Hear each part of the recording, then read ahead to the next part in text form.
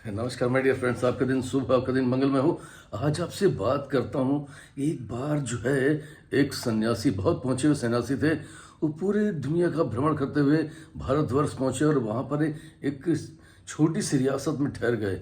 जैसे ही राजा को पता लगा कि प्रसिद्ध सन्यासी आए हैं तो उनके पास गया, जाके प्रणाम किया और कहा कि भगवान, मैं जो है एक क्वेश्चन मेरे दिमाग में, एक प्रश्न मेरे दिमाग में जो है पिछले 20 वर्षों से है, मैं उसे जान नहीं पा रहा हूँ और किसी ने भी उसका उत्तर नहीं दिया। क्या आप मुझे उसका उत्तर देंगे?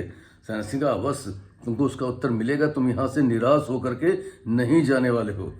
उसने कहा कि देखो, मैं सीधी सी बात आपसे करना चाहता हूँ कि मैं जो ईश्वर है उससे मिलना है मुझे। मैं जो ईश्वर की कोई बातें नहीं सुननी है, उनकी कहानियाँ नहीं सुननी है, मुझे सीधे ईश्वर से मिलना है। तो उसने कहा कब मिलना है? सन्यासी ने कहा कि कब मिलना है, अभी मिलोगे या कुछ देर ठहर के मिलोगे? तो उसने कहा कि गुरुजी, लगता है आप समझ नहीं पाए, मैं ईश्वर नाम के किसी व्यक्ति से नहीं, परम पिता परमात्मा से मिलना चाहता हूँ।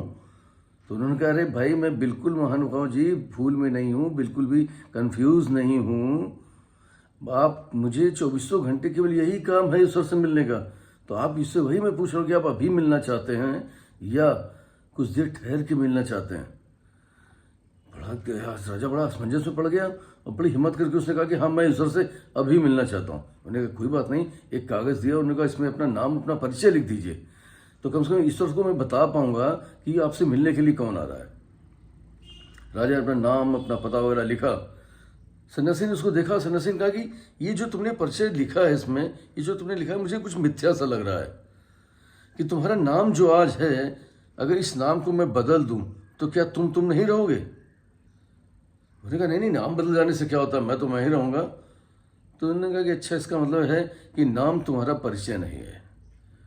उन्होंने कहा कि अगर जो है आज तुम राजा हो और कल यदि राजा ना रहो, एक सामान्य नागरिक हो जाओ, तो क्या तुम नहीं रहोगे? उन्होंने कहा नहीं, मैं तो मैं ही रहूँगा, जो मैं हूँ, मेरे अंदर से जो मैं हूँ मैं ही रहूँगा, मेरा व्यक्तित्व वही रहेगा, मैं वही रहूँगा। तो उनका इसका मतलब ये राजपाट भी जो है ये भी तुम्हारा परिचय नहीं है। उनका अच्छा, तुम कितने वर्ष के हो? राजा ने कहा कि मैं 40 वर्ष का हूँ। उन्होंने कहा जब तुम 50 वर्ष के हो जाओगे तो क्या तुम नहीं रहोगे? उसका नहीं, मैं तो मैं ही रहूँगा, आप कैसी बात कर रहे हैं? उनका अच्छा, अगर तुम जब 20 वर्ष के थे तो क्या तुम नहीं थे? उन्होंने कहा तब भी मैं ही था।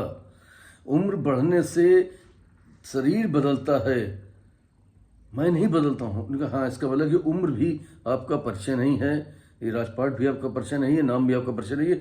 तो कृपया करके महोदय जो है इसमें अपना सही परिचय लिख दीजिए, जाइए खोजिए कि आप कौन हैं। कम से कम आप सही परिचय लिखेंगे तो मैं भगवान को बता पाऊंगा कि कौन मिलने आ रहा है। नहीं तो फिर वही कहेंगे कि पता नहीं कौन मिलने आ रहा है, मैं भी झूठा साबित हो जाऊंगा, मैं भी उनको परिचय नहीं दे पाऊंगा। तो पहले ये खोजिए कि तुम कौन हो, आप कौन हो।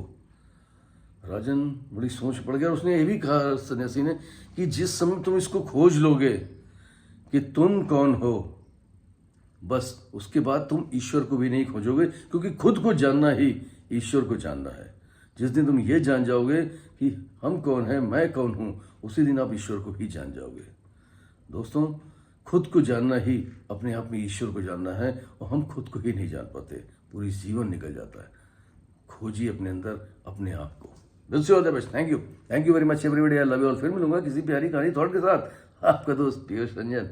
तब तक के लिए इन कहानियों को सुनते रहिए, शेयर करते रहिए, कमेंट्स करते रहिए, सब्सक्राइब करते रहिए, औरों तक पहुंचाते रहिए।